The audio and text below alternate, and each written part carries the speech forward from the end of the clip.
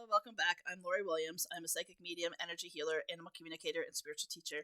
And today I want to talk to you about the difference between empathy and sympathy.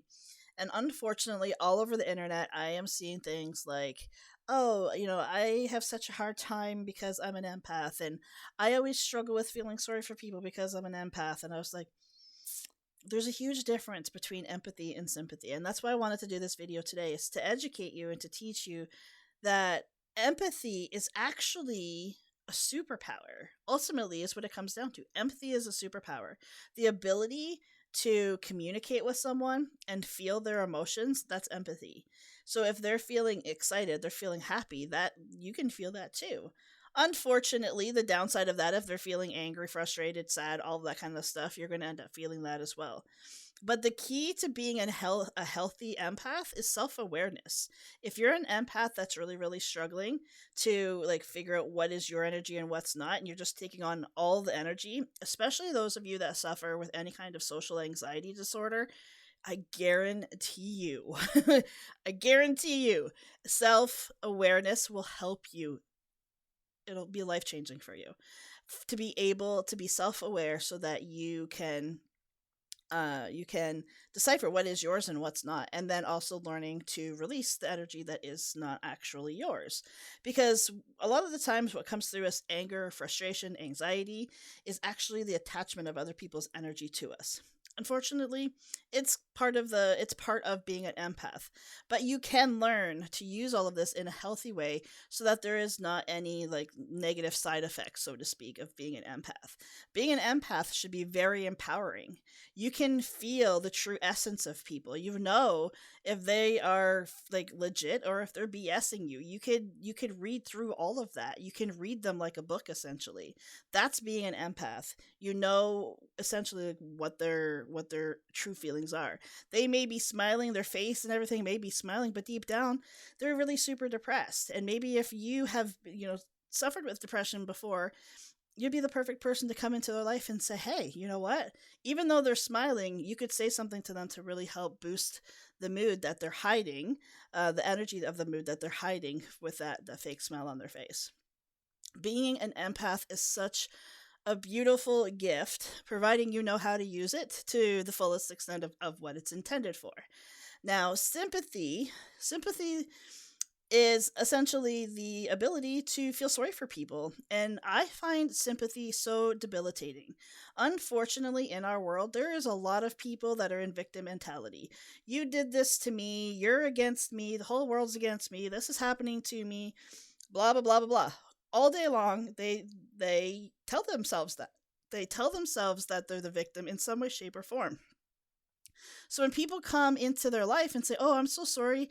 I feel so sorry for you," or "It really sucks that you're going through this," and all those kinds of things, and sympathizing with them, they're actually fueling the victim mentality.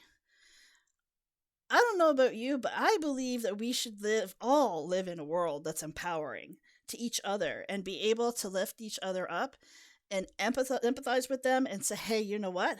It really sucks that you're going through this, but I know things are going to work out better." Empathy will typically, 9 times out of 10, empathy will always end on a positive note.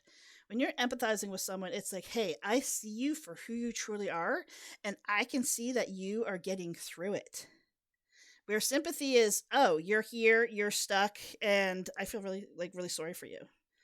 Now, unfortunately, when we fuel the victim mentality through sympathy, there is a payoff for the person that is receiving that, right? So there is the payoff is that they're having people to feel sorry for them. And they will continue that because on some level it gives them some sort of attention or something that they feel like they're missing in their life. But it is, in my opinion, the worst thing, one of the worst things that you can do to people is to sympathize with them because you're keeping them in that negative space. The truth of it is, anyone who is in a victim mentality, and I am speaking from someone I used to live there. I mean, I set up shop for years in victim mentality. You have got to realize there's no one coming to save you. You've got to save yourself. You have got to take that first step out of victim mentality yourself. Nobody can do it for you. Even people like me that work with, to help people understand spirituality, things like that, I cannot help somebody who's in victim mentality. My absolute base person to work with is they have to get themselves out of victim mentality, and then I'm willing to work with them. Because the truth of it is people that are in victim mentality are not willing to do the inner work that it takes. They're not. They're always looking for that outside validation that they're right in thinking and feeling the way they think and feel. Where, doing the work, internal work, is a lot about self-reflection from a positive space and a lack of self-judgment. But they are used to, people that are sympathetic or in victim mentality, they're used to taking that, all of that, the victim mentality that they have, and putting it out into the world so that they get more sympathy. It's just like this never-ending reel. People can't help you until you help yourself, essentially, is what it is. And it's such a huge disservice to anybody that is in your life. If you're the one that's in victim mentality and you have people that are feeling that, I hope, for all the love of all things holy, that for you to help yourself, they stop doing it. Because it's going to just keep you there. Essentially, it's going to keep you there. I actually seen something on one of my social medias recently, and it said the problem, I don't remember it word for word, but it was something along the lines of, the problem with being an empath is that you feel sorry for the people that hurt you. And I was like, empath meaning feeling of emotions, sympathy meaning that you feeling sorry for people. Those are two very different things. And unfortunately, I think we get those, far too often we get those mixed up.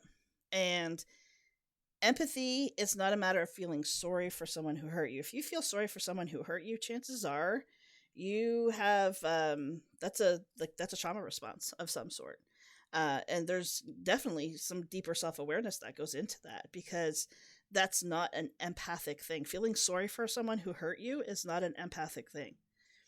Now, if they're hurting you and you're feeling their rage towards you, you're feeling their anger towards you, whatever, their hatred towards you, that's being an empath, because you're feeling the emotions that they're feeling. But you're not going to, as an empath, you're not going to feel sorry for them. That's being sympathetic. And like I said, sympathy tends to keep you stuck, where being an empath truly is the road to empowering people, empowering yourself. That just basically as a reminder that, hey, just because it's like this right now doesn't mean it always has to be. There's always that light at the end of the tunnel. I hope this has helped to educate you a little bit more on the difference between being an empath and being sympathetic. And I truly hope for the people that you care about, you continue to choose empathy over sympathy. Thanks so much for joining me. I'll see you back here next time. Until then, take care. Bye for now.